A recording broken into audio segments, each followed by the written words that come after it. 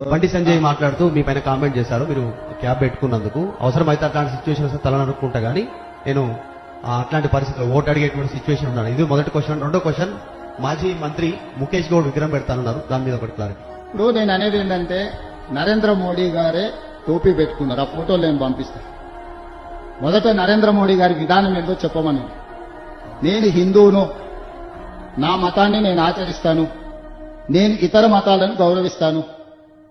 ముస్లిం అయినా, సిక్ అయినా, క్రిస్టియన్ అయినా నేను వాటిని గౌరవిస్తాను. నేను తెలంగాణ రాష్ట్ర ముఖ్యమంత్రిగా అన్ని మతాలను, అన్ని కులాలను సమానంగా చూడడం నా బాధ్యత.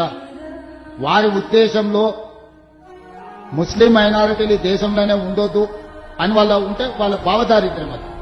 బండి సంజయ్ గారి ఆలోచనలోనే లోపం ఉన్నది.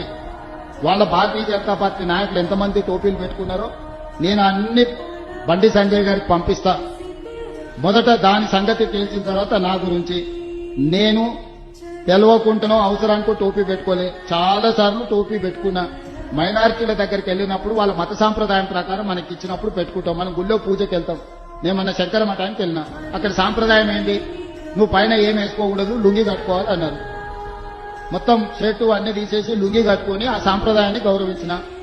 దానికి హిందూ మతతత్వాలు అంటారా? ఎక్కడికి వెళ్ళినప్పుడు ఆ మతాన్ని గౌరవించడం అనేది మన బాధ్యత. నేను అక్కడికి వెళ్ళినప్పుడు వాళ్ళు నాకు ఇది ఇచ్చిండ్రు, నేను ఆ మతాన్ని గౌరవించే ఉద్దేశంతో నా టోపీ పెట్టుకున్నా. అంతకంటే ముందు చర్చ్ ఫాదర్స్ వచ్చారు ఇక్కడికి, వాళ్ళు ప్రార్థన చేసిండ్రు. తప్పేముంది? సర్వమత సమ్మేళనమే మా ప్రభుత్వము. మేము ఒక మత వివక్ష అనేది మేము చూపించము.